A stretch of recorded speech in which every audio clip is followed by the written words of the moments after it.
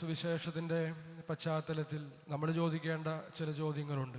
താക്കോൽ എന്ന് പറയുമ്പോൾ അത് വെറുതെ കയ്യിൽ വയ്ക്കാനായിട്ടുള്ളതല്ല, അത് വാതിലുകളുമായിട്ട് ബന്ധപ്പെട്ടിട്ടുള്ളതാണ്.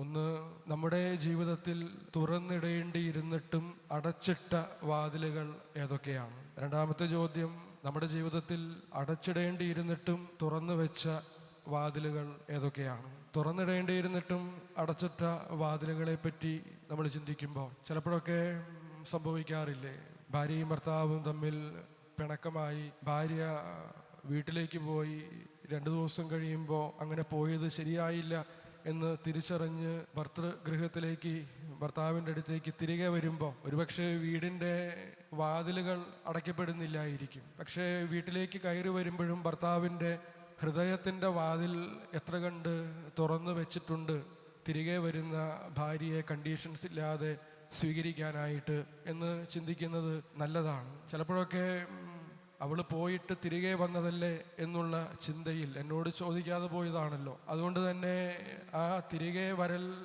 എൻ്റെ ഒരു വിജയമായി കണ്ടുകൊണ്ട് ആളെ വീട്ടിലേക്ക് സ്വീകരിക്കുമെങ്കിലും ഹൃദയത്തിലേക്ക് പൂർണ്ണമായിട്ടും സ്വീകരിക്കാതെ വരുന്ന അത്തരം ബന്ധങ്ങൾ പതുക്കെ പതുക്കെ അപകടകരമായിട്ടുള്ള വിള്ളലുകളിലേക്ക് നീങ്ങും എന്ന് നമുക്കറിയാം.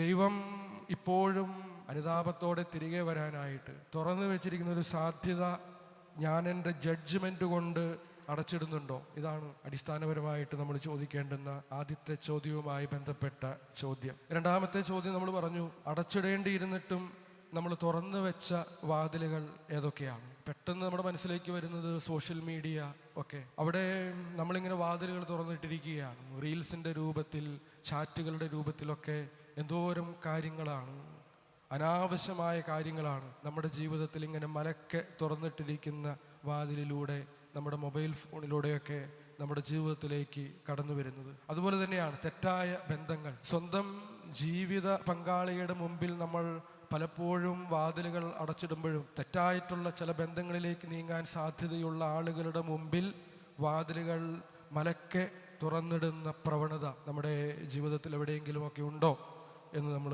ചിന്തിക്കുന്നത് നല്ലതാണ്. അതുപോലെ മറ്റുള്ളവരെ പറ്റി കുറ്റം പറയാനായിട്ട് ഒരാൾ നമ്മുടെ അടുത്തേക്ക് വരുമ്പോൾ അടച്ചിടേണ്ട വാതിലാണ്, പക്ഷേ നമ്മൾ തുറന്ന് വെക്കുന്നുണ്ടോ എന്ന് ആത്മപരിശോധന ചെയ്യണം.